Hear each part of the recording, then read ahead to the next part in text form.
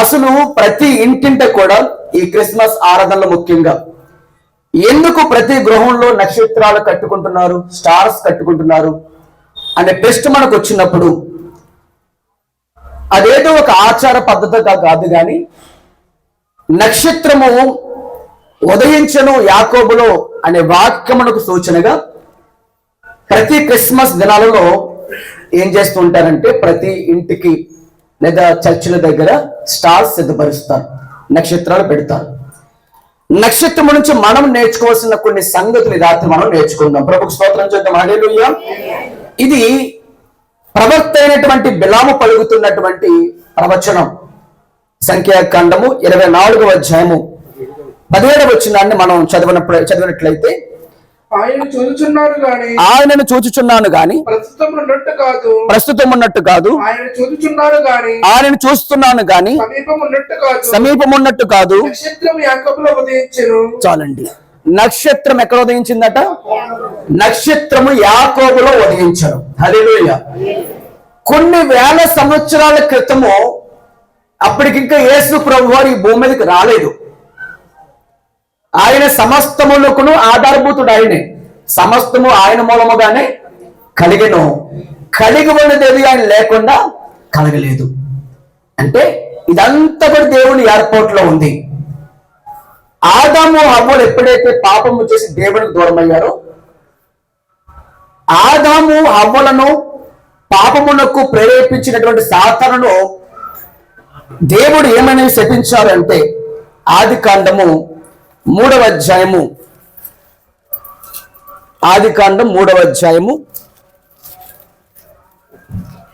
15వ వచనంలో ఒక మాట అక్కడే ప్రారంభమైన ప్రవచన రూపంగా నేను చదివేస్తున్నా చూడండి.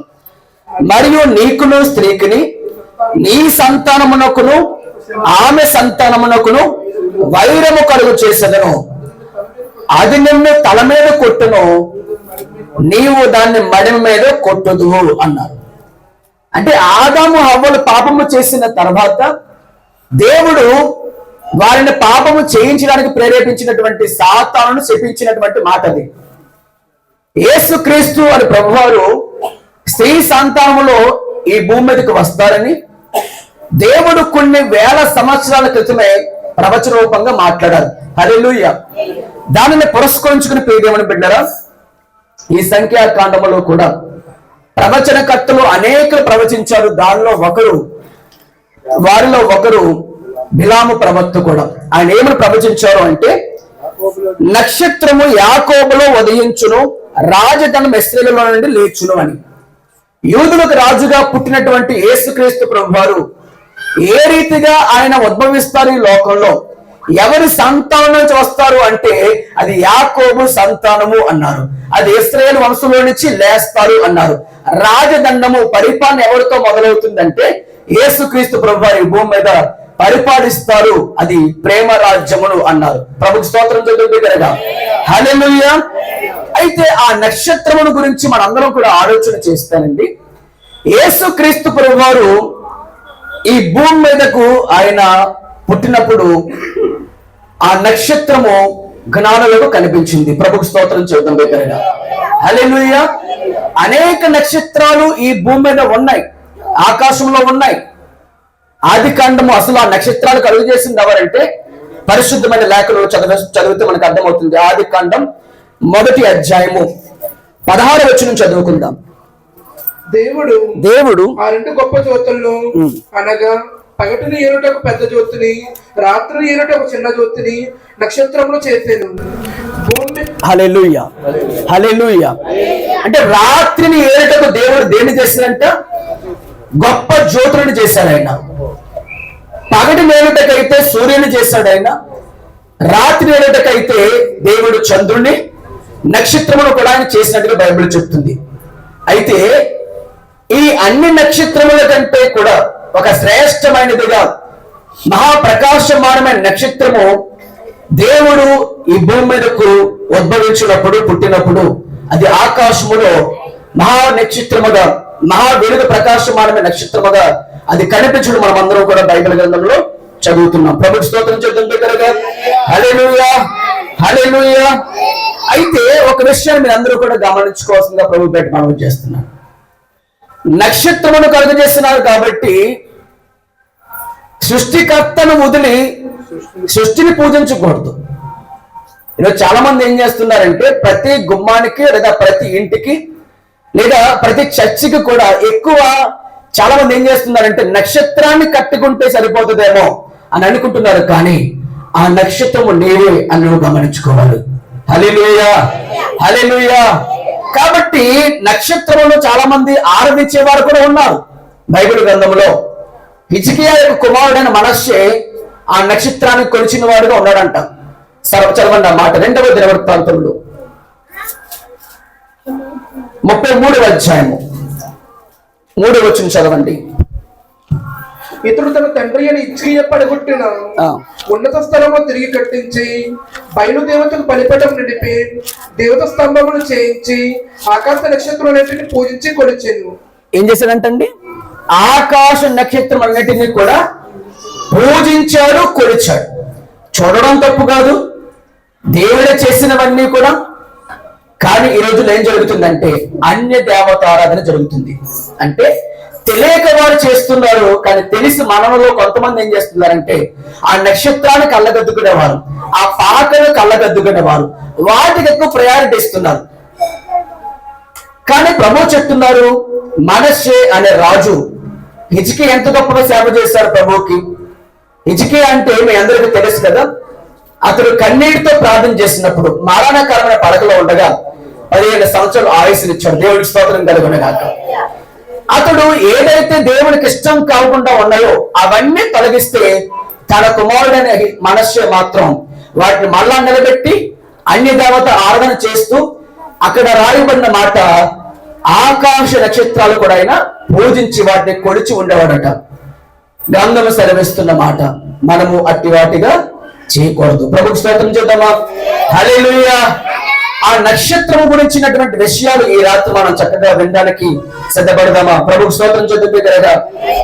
పరిశుద్ధ లేఖనాలు తెరిచి మొదటిగా ఆ నక్షత్రం నుంచి మనం నేర్చుకోవాల్సిన మాట మత్తయి సువార్త 2వ అధ్యాయము 2వ వచనం చదువుదాం. మత్తయి సువార్త 2వ అధ్యాయము 2వ వచనం చదువుకుందాం.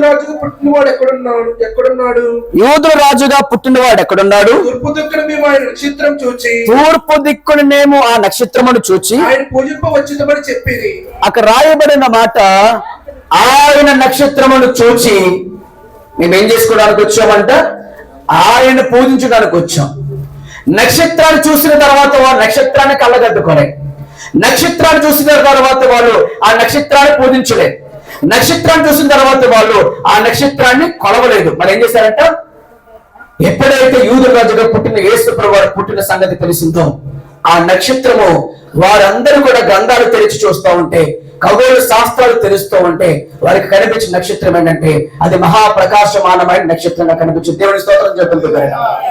ఆ విధంగా కనిపించినప్పుడు ఆ నక్షత్రమును చూసుకుంటూ వారు యేసు క్రీస్తు ప్రభువు వారు ఎక్కడ పుట్టి ఉన్నారు అనే దానికి నిదర్శనంగా, సూచనగా దేవుడు వారికి ఒక మార్గదర్శకంగా, ఒక త్రోవను చూపించే వారుగా ఉంటే దానిని చూసుకుంటూ వారు ఆ ప్రాంతంలో నుంచి యేసుని చూడడానికి వచ్చారు. ప్రభుకు స్తోత్రాలు చెప్తుంది కనుక హల్లెలూయా.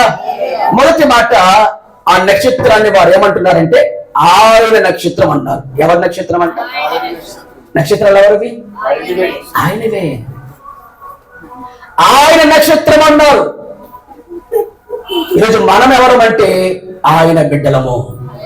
బైబిల్ గ్రంథం సెలవిస్తుంది ఆ నక్షత్రము మనకు సూచనగా ఉంది, ఆ నక్షత్రము మనకి సాదృశ్యంగా ఉంది.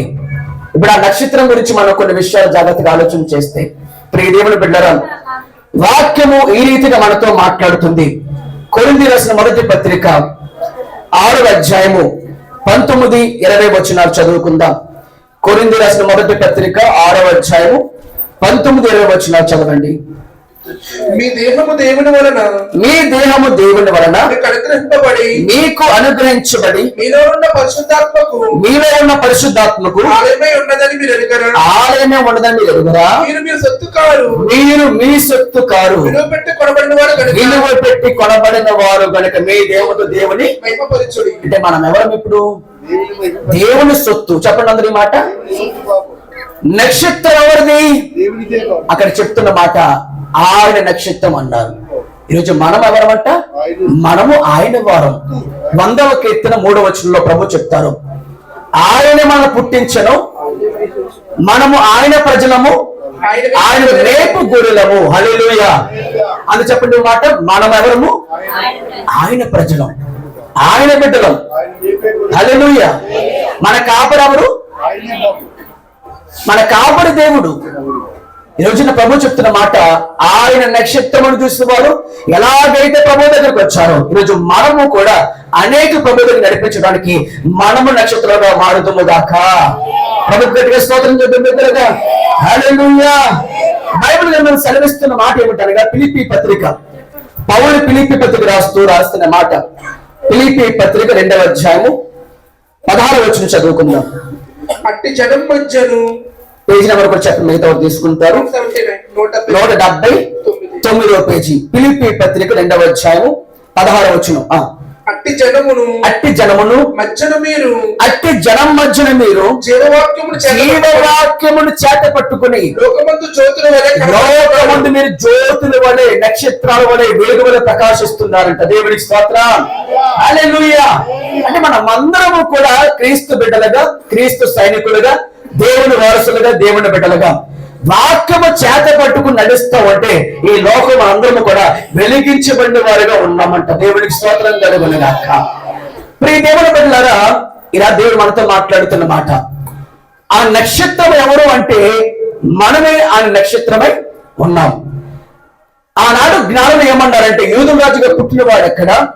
మేము ఆయన నక్షత్రమును చూసి ఆయన పూజించడానికి వచ్చి ఉన్నాము, ఆయన ఆరాధించడానికి వచ్చి ఉన్నాము. అలాగే ఈరోజు మనము కూడా దేవుని ఎరగని వారిని, ప్రభువు తెలియని వారిని ఆయన ప్రేమ సువార్త ప్రకటించి ఆయన ఎందుకు ఈ భూలోకంలోకి వచ్చి ఉన్నారు, ఈ భూలోకములకు, అది వారికి సుస్పష్టంగా తెలియపరిచి వారిని కూడా ప్రభువు దగ్గర తిప్పగలిగితే మనమును ఈ లోకములో జ్యోతుల వలె ప్రకాశించుదుము గాక. మిగిలిన స్తోత్రం చేద్దాము. హల్లెలూయా, హల్లెలూయా. కాబట్టి ఆ నక్షత్రం మనమేనా గుర్తు పెట్టుకోవాలి. అందుకని ఈ స్టార్లు ఎందుకు పెడతారంటే, ప్రతి ఇంటింటి దగ్గర, ప్రతి గృహం దగ్గర, ప్రతి చర్చిల దగ్గర, ప్రతి వీధుల దగ్గర పెట్టడానికి ముఖ్యమైన కారణం నేను ఆయన నక్షత్రం అని చెప్పడం కోసమే. అది సూచనగా దేవుడు మనకి అనుగ్రహించారు. హల్లెలూయా. అందుకని ఒక మతము కాదు, లేదా అది వేరే వేరే కాదు. కొంతమంది దాన్ని వేరే వేరే గదిగా అనుకుంటుంటారు. కానీ ప్రభు చెప్తున్న మాట, నేను ఆ నక్షత్రం వల్లే మిమ్మల్ని అందరినీ కూడా ప్రభువుని నడిపించడానికి నేను సూచనగా అది కట్టుకున్నానని చెప్పడానికి ఇది సూచన తప్ప ఇది మరొకటి కాదని ప్రభు మనవి చేస్తున్నాను. రెండవ మాటగా, మొదటి మాట ఏం చెప్పుకున్నాం చెప్పండి ఒకసారి. ఆ నక్షత్రము ఆయనది, మనమును ఆయన వారము, ఆయన సొత్తు అని దేవుడు మనకు ఇచ్చారు. అంటే లోకముందు మనము కూడా జ్యోతుల వల్ల ప్రకాశించాలని. హల్లెలూయా. రెండవ మాట, ఆ నక్షత్రము జ్ఞానం ఎక్కడ నడిపించిందంట? యేసున్న చోటు నడిపించింది. హల్లెలూయా. ఈరోజు మనము కూడా రెండవ మాటగా మనమును అనేకుల ప్రభు దగ్గరికి నడిపించాలి. దానియేలు గ్రంథం 12వ అధ్యాయం 3వ వచనం చదువుకుందాం. అందరూ బైబిల్ తెరిచి దానియేలు గ్రంథం 12వ అధ్యాయం 3వ వచనం చదువుతాం. బుద్ధిమంతులైతే ఆకాశ మండలములోని జ్యోతులను పోలిన వారై ప్రకాశించెదరు. నీతి మార్గమును అనుసరించి నడుచుకున్నట్లు ఎవరు అనేకులను త్రిప్పుదురో వారు నక్షత్రాలు నిరంతరం ప్రకాశించుదురు గాక. చేతులు దేవుని స్తోత్రం చేద్దామా. హల్లెలూయా. ప్రభు ఈ రాత్రి మాట్లాడుతున్నాం. ఈ రెండవ మాట ఏమిటనగా, ఆ నక్షత్రము మొదటగా అది ఆయనది. రెండవ మాటగా ఆ నక్షత్రము ఆయన ఉన్న చోటు నడిపించినట్లుగా ఈరోజు ప్రభు మాట్లాడుతున్నమాట. బుద్ధిమంతులైతే ఆకాశ మండలములోనే జ్యోతులు పోలిన వారమై వెలుగుగా ఉన్నవారమై చీకట్లో వెలుగునిచ్చేటువంటి జ్యోతుల వలె మనమును అనేకులను చీకటిలో ఉన్నవాడిని, పాపములో ఉన్నవాడిని, లోకములో ఉన్నవాడిని ప్రభువును పరిచయం చేస్తూ ప్రభు ప్రేమను ప్రకటిస్తూ ఉంటూ మనమును అనేక మందిని ప్రభువుని నడిపించిన వారు అయితే మనమును జ్యోతుల వల్ల మన కుటుంబాలు ఎల్లప్పుడూ కూడా ప్రకాశించుదునుగాక. హల్లెలూయా. అక్కడ రాయబడిన మాట ఏమిటనగా నీతి మార్గమును అనుసరించి నడుచుకున్నట్లు ఎందరూ అనేకుల ప్రభు దగ్గర తిప్పుతారో వారు నక్షత్రాలు నిరంతరం ప్రకాశిస్తారంట. ఎలా అంట? ఇప్పుడు మనం వేసుకున్న లైట్లు లేదా దీపాలు, లేకపోతే ఎక్కడైనా ఒక లాంతర్లు లేదా వీధి దీపాలు ఎంతకాలం ఉంచుతాం వాటిని? అది ఒకవేళ ఆగిపోతే మరలా కొనుక్కు తీసుకురావాలి. కానీ ప్రభు వెలిగించినటువంటి ఆ వెలుగు అది ఎప్పటికీ ఆరిపోదు. ప్రభుకి స్తోత్రం కలుగును గాక. మనము కూడా ప్రభువును అనేక మంది పరిచయం చేస్తే ఆయన మీలో ఒక నక్షత్రాన్ని చూస్తున్నాడు. ఆయన హల్లెలూయా. ఎంతమంది నమ్ముతున్నారు? దేవుని స్తోత్రం చెప్పండి. నేను ఆయన నక్షత్రం అని చెప్పండి. నేను ఆయన సొత్తు, నేను ఆయన నక్షత్రమును, నేను ఒక నిరంతరము ప్రకాశించాలి. హల్లెలూయా. ఆశ్రయించాలని దేవుడు తృప్తిపరచును గాక. హల్లెలూయా. ఒక రోజున ఒక నపుంసకుడు గవర్నమెంట్ జాబ్ చేస్తూ ఉన్న వ్యక్తి, ఆయన దేవుని వాక్యము యెషయా తెరిచి వాక్యం చదువుతున్నాడు. రథం ఎక్కి కూర్చొని దేవుని ఆరాధించుకొని వెళుతూ ఉన్నాడు. ఆ సమయంలో అతను వాక్యం చదువుతున్నాడు కానీ అర్థం కావట్లే. చదువుతూ ఉన్నాడు, ప్రభువుని తెలుసుకున్న ఆశ ఉంది, చదువుతూ ఉంది. కానీ చదవడానికి, అర్థం చేసుకోవడానికి ఎవరు కావాలి? దేవుని ఆత్మ సహాయం కావాలి.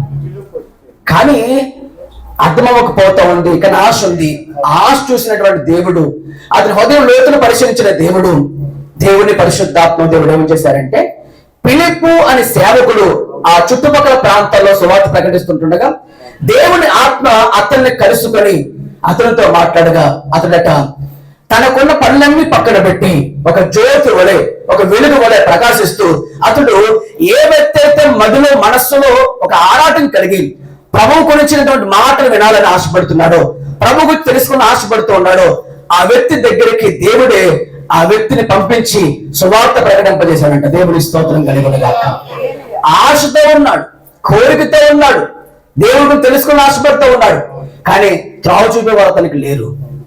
ఎప్పుడైతే ఆశ చూశాడు దేవుడు, నీ వాక్యము నా పాదములకు దీపము, అది నా త్రావకు వెలుగునే ఉన్న మాటను అతను జ్ఞాపకం చేసుకుంది. వాక్యము ద్వారా, ప్రార్థన ద్వారా, దర్శనం ద్వారా ఆత్మ ప్రేరేపించబడగా ఆ చోటు విధులు పెట్టి ఆ రథము వెనక పరిగెత్తుకు వెళ్ళి ఆ రథమును ఆపి రథం మీద కూర్చుండి ఆ నపుంసకుడికి వాక్యం బోధించి, నీవు చదువుతూ నువ్వు గమనిస్తున్నావా, నీకు అర్థమవుతుందని అడిగాడంట. అపోస్తుల కార్యం 8వ అధ్యాయం 31వ వచనం చదివినట్లయితే, అపోస్తుల కార్యం అతడు ఎవడైనను 8వ అధ్యాయము 31వ వచనం చదివినప్పుడు, అతడు ఎవడైనను నాకు త్రోవ చెప్పుకుంటే ఎలాగూ గ్రహింపగలని చెప్పి, ఎలాగూ నాకు అర్థమవుతుందని చెప్పి రథం ఎక్కి తనతో కూర్చుండమని ఫిలిప్పును బ్రతిమాలుకొనగా అతడు లేఖన ముందు యెషయా ప్రవక్త గ్రంథము తీసి ఆ వాక్యమును తీసి చదివి వివరించి ఆయన గొర్రె యేసుక్రీస్తు ప్రభు వారి యొక్క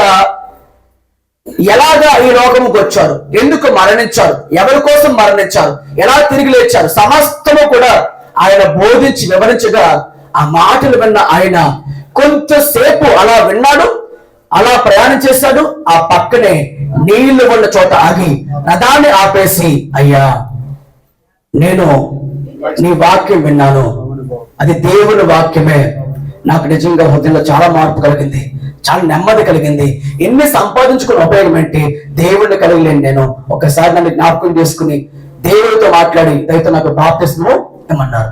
అందుకు ఏదైనా ఆటంకం అని అడిగాడు ఆయన. దేవునికి ఆటంకంలే, నపుంసకులైతే ఏముంది, ఎవరైతే ఏముంది, ఆయన కృప లాంటిదంటే ఆయనలో భేదాభిప్రాయం లేవండి, కులం లేదు, మతం లేదు, ఏ భేదము లేదు. ఆయన ప్రతి ఒక్కరిని ఆయన సంధికి చేర్చుకునేవాడు. ఆయన దేవుడికి స్తోత్రం కలుగునుగాక.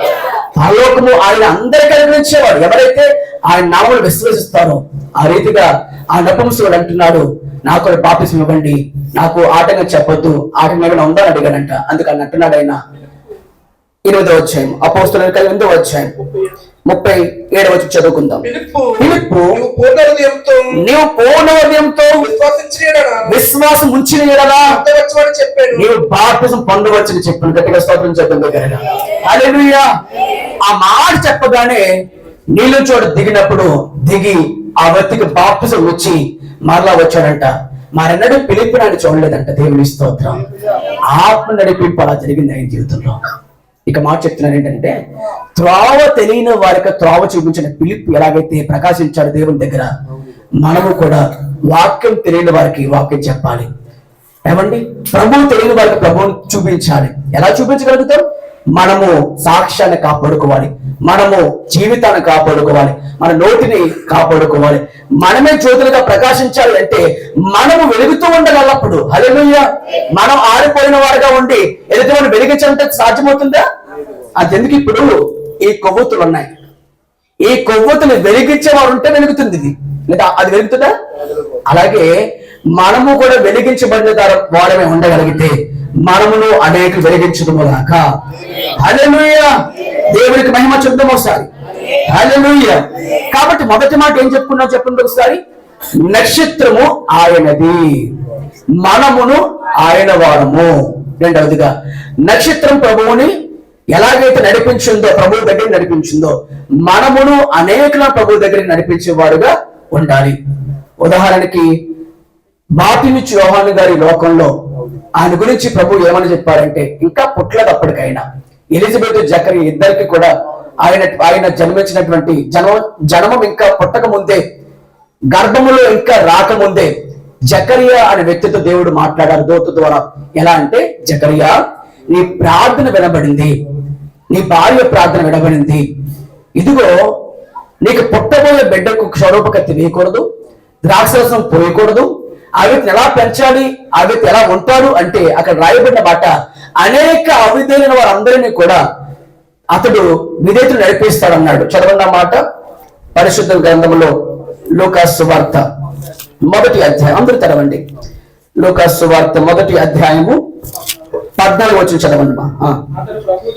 అతడు ప్రభువు దృష్టికి గొప్పవాడై ద్రాక్షారసమైనను మద్యమైనను తాగక తన తల్లి గర్భమును పుట్టింది మొదలుకొని పరిశుద్ధాత్మ నిండుకున్న వాడై ఇశ్రాయేలులో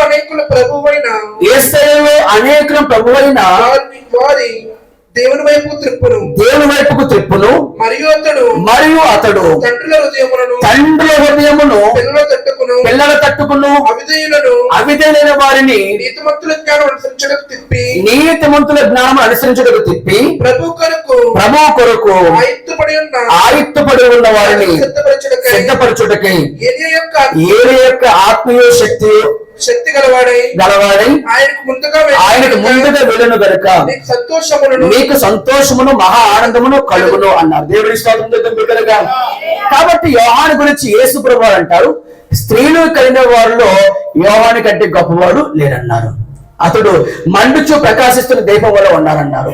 అసలు యేసుక్రీస్తు ప్రభువారు ఈ భూమి మీదకి వచ్చిన తర్వాత అంతకు ముందే 6 నెలలు పుట్టినవాడు, ముందుగా పుట్టినవాడు జకరియా ఎలిజబెత్ వారికి.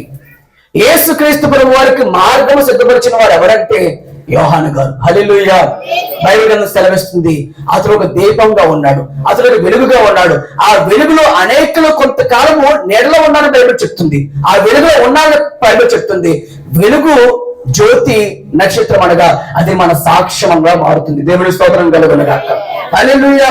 కాబట్టి రెండో మాట చెప్పండి అందరూ ఒకసారి. ఏం చెప్పుకున్నాం? ఆ నక్షత్రము ప్రభువు దగ్గరికి ఎలా నడిపించిందో మనమును అనేకులను ప్రభువు దగ్గరికి నడిపించాలి. అందుకే ఆ నక్షత్రం కట్టబడింది ఇంటి దగ్గర. ఎందుకు నక్షత్రాలు కడతారంటే అనుకుంటారు చాలా మంది కొత్తగా విశ్వాసాలకు వచ్చిన వారు. అవునమ్మా మంగళమ్మ గారు, అంతేనా? ఎప్పుడు మీకు అనిపించింది కొత్తగా వచ్చినప్పుడు కదా? దేవుని స్తోత్రం. హల్లెలూయా. 3వ మాట చదవండి. పరిశుద్ధ లేఖనాలు తెరిచి ఆ నక్షత్రము క్రీస్తు ఉన్న చోట నిలిచిందంట. ఎక్కడ ఉన్న చోట నిలిచింది ఆ నక్షత్రము? యేసు ఉన్న చోట నిలిచిందంట. అలాగనే మనము కూడా దేవుడు కోరుతున్న కోరిక మనమందరము కూడా దేవుని దగ్గర ఉండాలని ఆయన ఆశపడుతున్నారు. పరిశుద్ధ లేఖనాలు తెరిచి మార్కు సువార్త 3వ అధ్యాయము 13 నుంచి 15 వరకు చదవండి. మార్కు సువార్త 3వ అధ్యాయము 13 నుంచి 15 వరకు. ఆయన కొండెక్కి తనకిష్టమైన వారిని పిలవగా వారు ఆయన యొద్దకు వచ్చిరి. వారు తనతో కూడా ఉండినట్లు అధికారం కలవారే. హల్లెలూయా. ఎవరి దగ్గర ఉండాలన్నట? తన దగ్గర ఉండాలి అనేది దేవుడి కోరిక. తన బిడ్డలు ఎక్కడ ఉండాలని ఆశపడతాం? ఇప్పుడు మనం ఉన్నాం, మన బిడ్డలు ఎక్కడ ఉండాలని ఆశపడతాం? వాళ్ళు ఎక్కడికి వెళ్ళి, స్కూల్కి వెళ్ళినా, కాలేజీకి వెళ్ళినా, ఎక్కడికి వెళ్ళినా కానీ నా బిడ్డ నా దగ్గర ఉండాలని ఆశపడతాం ఉండమా? అదే ప్రభు కోరుతున్నది ఏంటంటే, ఆయనకి ఇష్టమైన అందరినీ కూడా ఆయన కొండెక్కి పిలిస్తే వారు ఏమైనా ఆశపడతారు ప్రభు అంటే, నా దగ్గర ఉండాలని ఆశపడ్డారు. హల్లెలూయా. అలాగే నక్షత్రము కూడా యేసు ఉన్న చోట నిలిచినట్టుగా మనము కూడా ఆయన దగ్గర నిలిచేవారుగా ఉండాలి. ఆయన సన్నిధిలో గడిపేవారుగా ఉండాలి. ఆయనతో సమయమును గడిపేవారుగా ఉండాలి. దానికి ఏంటి చేయాలంటే ప్రార్థన చేసుకోవాలి. ఏం చేయాలి చెప్పండి? ప్రార్థనే. ప్రార్థన ద్వారా దేవుని సమీపిస్తాం. వాక్యంతో దేవుడు మీతో కూడా మాట్లాడతాడండి. హల్లెలూయా, హల్లెలూయా. కాబట్టి పరిశుద్ధమైన గ్రంథం మనతో ఏం మాట్లాడుతుంది అంటే, ఆయన నక్షత్రము ఎలాగైతే ప్రభువు ఉన్న చోటు నడిపించిందో మనము కూడా ఆయన దగ్గరగా మనం అందరము కూడా ఉందుముగాక. పరిశుద్ధ లేఖనాలు తెరిచి యోహాను సువార్త 12:8 కూడా చదువుతాం. యోహాను సువార్త 12వ అధ్యాయము 26వ వచనం చదువుకోండి. యోహాను సువార్త 12వ అధ్యాయము 26వ వచనం చదువుకుందాం. తండ్రి, ఒకరు నన్ను సేవించిన ఎడల నన్ను వెంబడింపవలను, అప్పుడు నేను ఎక్కడ ఉందునో అక్కడ నా సేవకుడు కూడా ఉండాలి. దేవునికి స్తోత్రం. ప్రభువును ఆరాధించే వారు అందరూ ఎక్కడ ఉన్నారో కోరుతున్నాడు ఆయన. ఒకరు నన్ను ఆరాధిస్తే, ఒకరు నన్ను ప్రేమిస్తే, ఒకరిని ఆజ్ఞ గైకుంటే వారందరూ ఎక్కడ ఉన్నారో ప్రభు చెప్తున్నారంటే మనము ఆయన దగ్గర ఉండాలి. ఈవెన్ యేసు ప్రభు వారి యొక్క ప్రేమ ప్రార్థన కూడా ఏ విధంగా ఉందో చదువుతాం ఒకసారి. అది యోహాను సువార్త 17వ అధ్యాయము 24 చదవండి. యోహాను సువార్త 17వ అధ్యాయము 24 వచనం చదువుకుందాం. తండ్రి, నేను ఎక్కడ ఉందునో అక్కడే నీవు నాకు అనుగ్రహించిన వారును నాతో కూడా ఉండవలనని నీవు నాకు అనుగ్రహించిన నా మహిమను వారు చూడాలని నేను కోరుచున్నాను. దేవుడికి స్తోత్రం కలుగునుగాక. హల్లెలూయా. చూసారా, 3వ మాట ఏం చెప్పుకుంటున్నాము? ఆ నక్షత్రము ఆయన ఉన్న చోట నిలిచినట్లుగా మనము కూడా ఆయనకు దగ్గరగా, ఆయనకు సమీపముగా, ఆయనతో ప్రేమగా, ఆయన మాటలు ఆలకించుకుంటూ, ఆయన సన్నిధిలో గడుపుతూ, ఆయనకు ప్రార్థన చేస్తూ, ఆయన సేవిస్తూ, ఆయన కీర్తిస్తూ, ఆయనకు పాటలు పాడుతూ, ఆయన ఘనముగా ఆరాధిస్తూ, ప్రపంచమంతటా ఎలాగైతే సువార్త పండుగలు జరుగుతున్నాయో మనము దేవునికి ప్రతిరోజు మనకు పండుగ, ప్రతిరోజు పండుగ ఆరాధిస్తూ చేస్తూ ప్రభుకు దగ్గరగా ఉండగలిగితే దేవుడు అంటున్నారు, మీరు నాకు ఇష్టమైన బిడ్డలు అంటారు. దేవుడి స్తోత్రం కలుగునుగాక. హల్లెలూయా. ఎంతో సంతోషపడుతున్నా దేవుని స్తోత్రం చెప్పండి. నేను కూడా దేవుడికి సమీపంగా ఉండాలని కోరుతున్నవాడు. హల్లెలూయా, హల్లెలూయా. అంత సంతోషంగా ఉండాలి. మనం ఎప్పుడు దేవుడి దగ్గరగా ఉన్నప్పుడు మనకు చాలా సంతోషం కలుగుతుందండి. అది మనకు ప్రభు మాట్లాడుతున్నారు. 4వ మాట చదువుదాం. ఆ నక్షత్రము చూసినటువంటి జ్ఞానులు యేసయ్య దగ్గరికి వచ్చి ఆగినప్పుడు యేసును చూడగా వారు ఏమైపోయారంట? అత్యానందభరితులయ్యారంట. ఏమయ్యారు చెప్పండి ఒకసారి. మత్తయి సువార్త చదవండి ఆ మాట. మత్తయి సువార్త 2వ అధ్యాయం. మత్తయి సువార్త 2వ అధ్యాయము 9వ వచనం చదువుదామా? 10వ వచనం చదువుదాం. వారు ఆ నక్షత్రమును చూసి అత్యానందభరితులై ఎవరు చూసి? నక్షత్రమును చూసి ఆనందమైపోయారంట, అత్యానందమైపోయారంట. హల్లెలూయా. అత్యానందభరితులై ఇంటిలోనికి వచ్చి తల్లి అయిన మరియను ఆ శిశువును చూచి సాగిలపడి ఆయనను పూజించి తమ పెట్టెలను విప్పి బంగారమును సాంబ్రాణి బోళమును దేవునికి కానుకలుగా సమర్పించారంట. దేవునికి స్తోత్రం కలుగునుగాక. హల్లెలూయా. 4వ మాట ఏమిటంటే ప్రియదేవుని బిడ్డలారా, ఆ నక్షత్రమును చూసిన వారు జ్ఞానులు ఏమైపోయారంటే చాలా వరకు బాగా ఎప్పటినంత ఆనందం. ఏమండి 2 సంవత్సరాల ప్రయాణం వాళ్ళది. ఇప్పుడు కొద్దుగులేని నుంచి ఇక్కడ నడిచి వచ్చినప్పుడు మీకు ఆనందంగా ఉందని అది నిజం చెప్పండి, ఎలా ఉంటది చెప్పండి ఎలా ఉంటది? కాళ్ళు నొప్పులు, కీళ్ళ నొప్పులు, బలహీనత ఎంత దారుణంగా ఉంటుంది. బండేసుకొచ్చి మా రాజుగారు మేమైతే బాగా వచ్చేస్తాం దేవునికి స్తోత్రం. కానీ అంత దూరం నుంచి దగ్గర రావాలంటే పాపం ముసలి వాళ్ళు ఏం చేస్తారంటే అక్కడ కాసేపు కూర్చుని సూర్యంగా పాపం అలాగే ఇప్పుడు అందరూ చాలా మంది పాపం వృద్ధాప్యకు వచ్చేసిన వారు కాబట్టి మీకేంటి పాసం మీరు ఎరుపు చెప్తారు, ప్రజలు ప్రార్థన అంటారు. కానీ మా కాళ్ళు నొప్పులు. కానీ ఒక విషయం చెప్పినా ఎంత ఉత్సాహంగా వస్తున్నారు వాళ్ళు. వారు చూస్తే ప్రభు ఇంతకన్నా ఇంకేం కావాలి ఆనందం అనిపిస్తారు. దేవుడి స్తోత్రం కలగండి. కారణం దేవుడు మీకు మనల్ని నడిపిస్తున్నాడు. ఆయన శక్తి చేత కాదనెను, బలముతో నిధి కాదనెను, ఆయన ఆత్మ ద్వారా దీని చేతునని యెహోవా సెలవిచ్చెను. హల్లెలూయా. అంత ఆనందంగా రావడానికి ఎవరి కోసం వస్తున్నారంటే నా దేవుళ్ళు చూడాలి నేను. హల్లెలూయా. చక్కేకున్నంత ఆశ మీకు ఉన్నది కాబట్టి ఆయన మీ ఇంటికి ఆహ్వానించుకున్నారు. మీరు దేవుడి స్తోత్రం కలగండి. హల్లెలూయా. కాబట్టి ఈ రోజున దేవుడు పెట్టారా, ఆ రోజున ఆ గ్రామంలో నక్షత్రాన్ని చూసి అత్యానందపడుతులే. ఎలాగైతే వారు సాగులు పడి ఇంట్లోకి వెళ్ళి అప్పటికి యేసు ప్రవర్తించవచ్చు 2 సంవత్సరాల వయసులో ఉన్నారు ఆయన. ఎంత ప్రయాణం చేసినా కానీ ఆ నక్షత్రము ఆగి ఉన్న చోట ఎలాగైతే వచ్చారు ఈ దేవుని బిడ్డరా, మనము కూడా ప్రభువుని కలుసుకోగానే ప్రార్థనలో లేదా వాక్యములో యొక్క మందిరాల్లో ఎక్కడ కలుసుకున్న ఇంట్లో కలుసుకున్న ప్రార్థన ద్వారా ఏమండి మీరు అత్యానందభక్తులుగా ఉంటారు. హల్లెలూయా, హల్లెలూయా. అంత సంతోషం మనకు ఉండాలంటే మనం కలుసుకోవాల్సింది ఎవరితో చెప్పండి? దేవునితో కలవాలి. మరియా ఎలిజబెత్కు కనిపించగానే మరియ వందలు చెప్పిందంట, అమ్మా వందనాలు అని చెప్పని. ఆ మాట చెప్పే వందనము అని చెప్పగానే లోపల ఉన్న శిశువు సంతోషంతో గంతులు వేసాడు. గట్టిగా చప్పలు కొడుతూ హల్లెలూయా, హల్లెలూయా. చూసారండి, అంటే అసలు క్రిస్మస్ అంటేనే సంతోషంతో కూడిన పండుగ ఇది. హల్లెలూయా, హల్లెలూయా. కేవలం నిజంగా దేవుని నమ్ముకుని బిడ్డలు అయితే క్రిస్మస్ రోజు మాత్రమే కాదు, ప్రతిరోజు మనకు క్రిస్మస్. హల్లెలూయా. కాబట్టి ఆ జ్ఞానులు నక్షత్రాన్ని చూసి సంతోషంగా ఉన్నట్లుగా మనం ఎవరిని చూసి సంతోషపడాలంటే దేవుణ్ణి చూసి.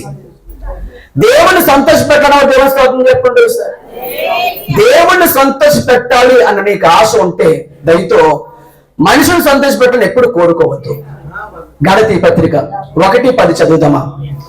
అపోస్తలుడైన పౌలు పత్రిక రాస్తూ ఏమన్నారంటే గలతీ పత్రిక 1:10 చదువుతాం. గలతీ పత్రిక 1:10. ఇప్పుడు నేను మనుషుల దయ సంపాదించుకోవడం చూస్తున్నానా? మనుషులు దయ సంపాదించుకోవడం చూస్తున్నానా? దేవుని దయ